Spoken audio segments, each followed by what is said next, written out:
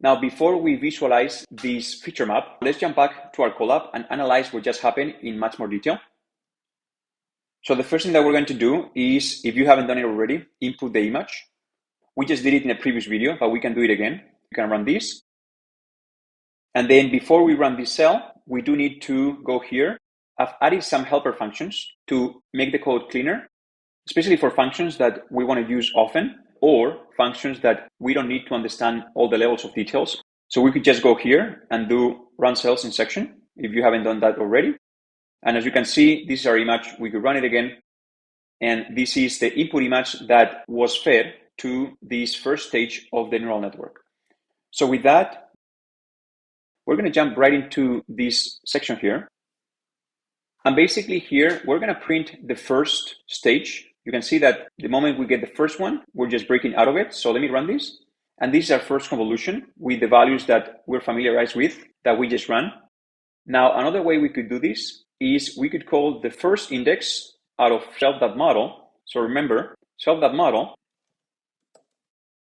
if I scroll up, is sequential. So if we call the first index, this is what we expect to see. And if we call index 1, this is what we expect to see. And we can actually also save them into a different variable, just so that we don't override the value m. In this case here, we're going to be overriding the value m in this for loop. But for our Colab, we'll rather keep it separate. And then here, I'm just printing those values.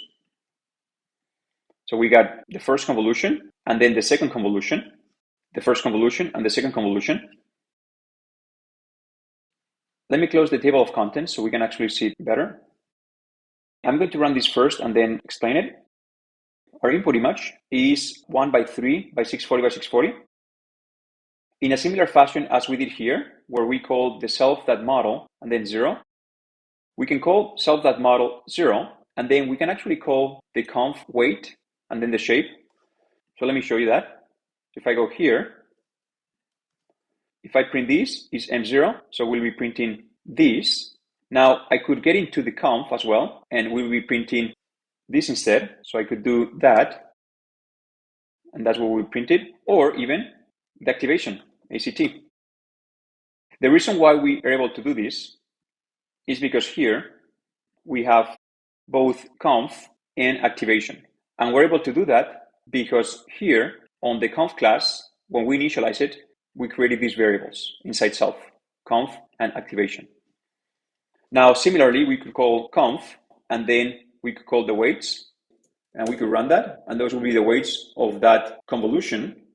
Now, we could also do shape, and then that will give us the shape, which is the one that we have here. So that's how we obtain this value. So I'll just delete that. So we're printing here our input tensor, the shape of the weights, as well as the shape of the bias. Remember, we now have a bias, and the bias gets added for every channel. And then similarly, for the second stage, we have 1 by 64 by 320 by 320. You see, one image, and then 64 by 320 by 320.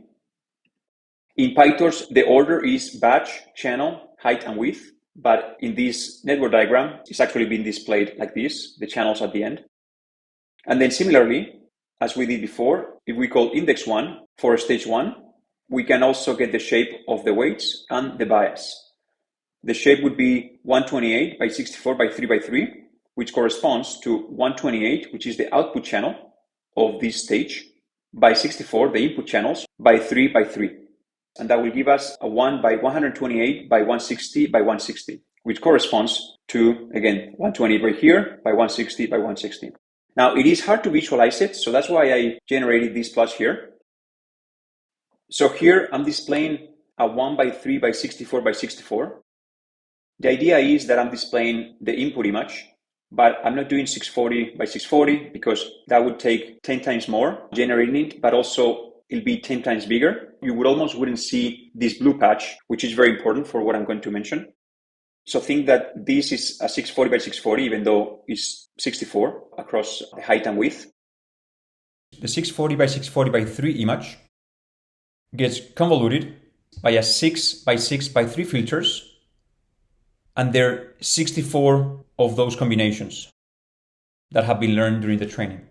So the first 6 by 6 by 3 convoluted with the right stride and padding will be this first phase here, this slice of this tensor. And then we'll perform that 64 times for the 64 channels that we have in the output. And then similarly, the 320 by 320 by 64, 320 by 320 by 64 will be convoluted with the weights of this stage of 3 by 3 by 64. And the result of that one across the different strides and padding will be this first slice here. And then we have 128 of those. So 128 different combinations of different filters across the previous tensor. And then the result will be a tensor that has the shape 160 by 160 and 128 dimension.